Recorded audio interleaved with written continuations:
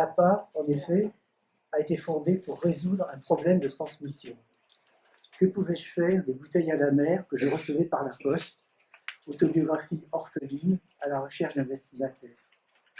La lecture en sympathie d'un souvent unique lecteur, manifesté par un écho de lecture, et l'archivage dans un lieu public, tels étaient les gages d'une transmission à la postérité.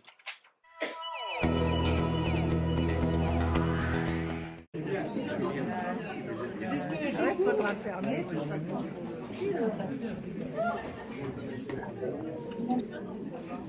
Bonjour.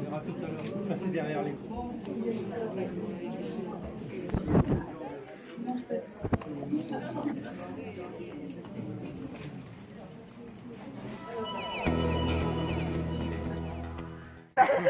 C'était très convivial, donc le cadre était très important. C'était un petit groupe, ce qui est quand même aussi, ce qui est très bien aussi.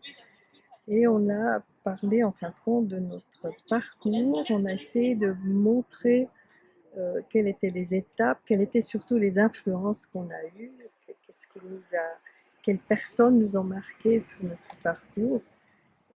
C'est-à-dire c'est toujours intéressant effectivement de réfléchir sur sa propre histoire familiale et de se poser des questions effectivement autour de cette vérité qui est toujours effectivement sujette bien sûr à caution.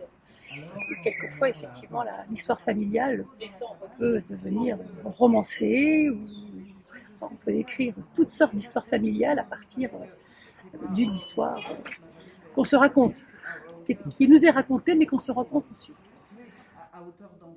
Une chouchouka, tout ce que vous voudrez. Dites-le, on voit à quel point il y a du plaisir aussi, une fois passé les obstacles. Parce que je trouve que la cuisine, ça permet une transmission familiale qui est essentielle, quoi, qui est quelque chose qui touche à l'enfance profondément. Et puis dans notre atelier, toutes les interventions étaient très intéressantes. Il y avait beaucoup d'émotions. Voilà, de l'émotion, du plaisir, aussi quelquefois de la douleur qui est sortie, ouais, pour certaines. J'ai toujours connu cette pierre bleue à l'annulaire de ma grand-mère maternelle. J'ai apprécié alors que c'était mon second choix. Et pourtant, à la fin de l'atelier, je me suis dit que j'avais beaucoup aimé y participer. Ça, c'est la première chose que je peux dire. D'autre part, il s'agissait de savoir quels dons nous pourrions faire à ceux qui nous succéderont quand nous disparaîtrons. Et nous avons eu des témoignages extrêmement émouvants et de l'émotion qui acceptait de s'exprimer. Et ça, j'ai apprécié.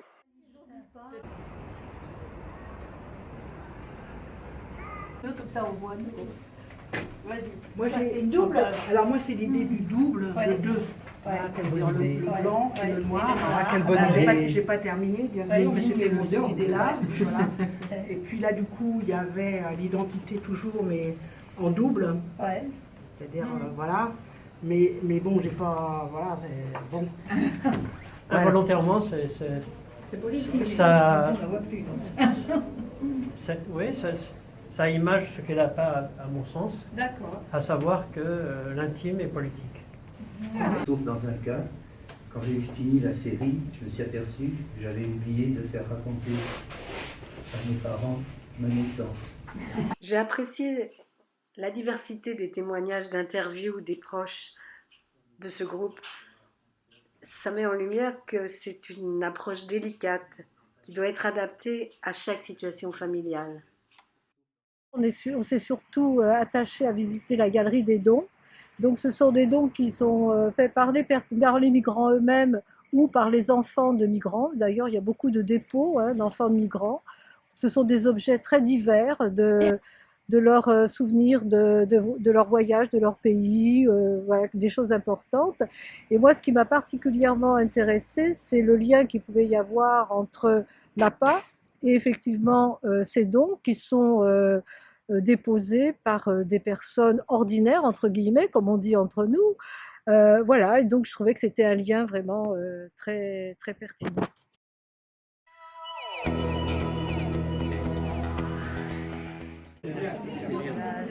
Il faudra fermer de toute façon pour le film. Bonjour.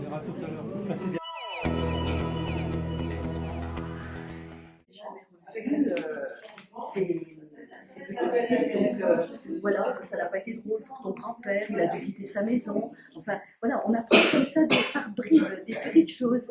Mais personne ne dira il a eu affaire à une sacrée garce ou je sais pas quoi, ça ne se disait pas dans la famille. Mais après, on finit par se dire quand même.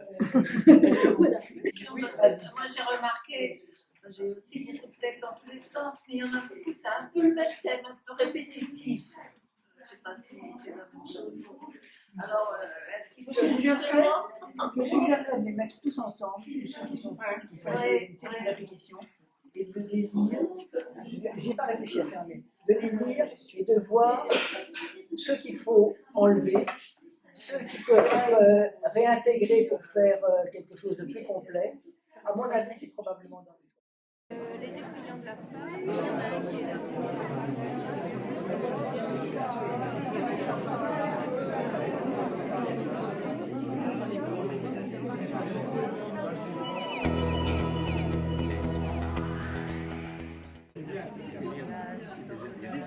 Il faudra fermer de toute façon pour le film.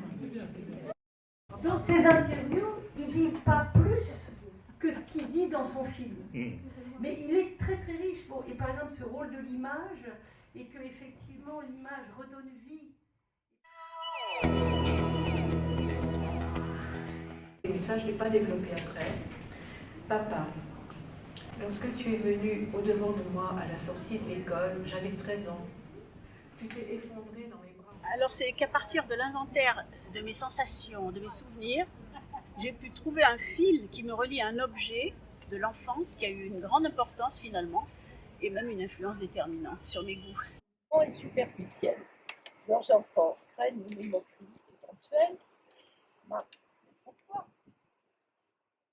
Je ne savais pas trop où je mettais les pieds, j'étais juste sur la phrase qui annonçait d'un poète georgien. Et du coup, c'était un atelier d'écriture sur le don, au sens large, le don, le donataire, le donateur, on peut même extrapoler abandon, contre-don, je ne sais pas.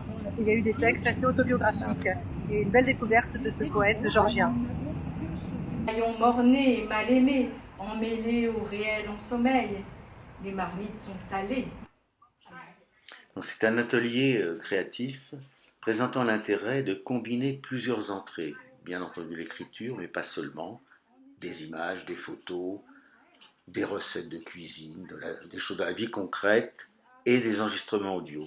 Il peut aussi déboucher sur des jeux, genre Memory, jeux de cette famille, et autres productions très concrètes. Nous travaillons avec l'archiviste cantonal.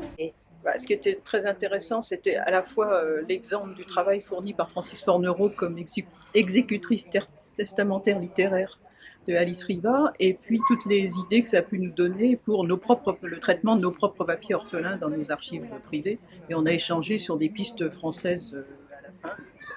C'était ce que je cherchais. Et voilà qu'il me faut revenir sur mes bonnes résolutions. Écris-moi 2 fois par semaine, ami, pour que j'aie au moins une lettre jeudi et une lettre dimanche. Nicolas chéri, dans cette nuit interminable, je ne savais plus s'il était 6 heures ou 15 heures, ou peut-être seulement le 12, à moins que ce ne soit déjà le cas. Si tu savais, il a enfin osé, sous une pluie d'orage, dans la forêt de Chantilly, oser m'embrasser, tu entends? Et partout me caresser. Je n'en ai pas eu. Les textes étaient extrêmement intéressants et le fait qu'il y en ait eu trop était intéressant sur le plan expérimental parce que ça donnait un échantillonnage un petit peu ce qu'on peut trouver dans le fond de l'appât sur un thème précis. C'était une visite sympathique parce que atypique. On est passé voir un certain nombre de tombes et on a eu les lectures d'un certain nombre de textes autour du rapport à la transmission et à ce qu'on laissait après son départ par un certain nombre de certains auteurs dont on a vu les tombes, et c'était une façon originale de visiter le Père-Lachaise.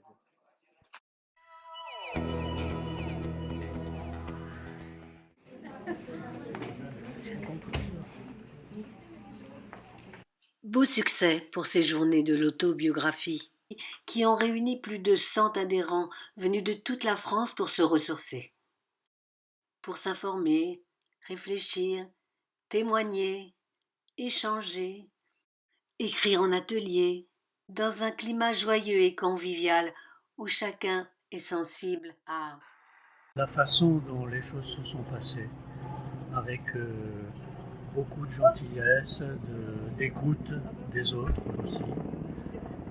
Et ça, c'est plus qu'appréciable. Oui, mais il ne fallait pas le dire, il fallait venir. Si c'est archivé, on passe en fait dans...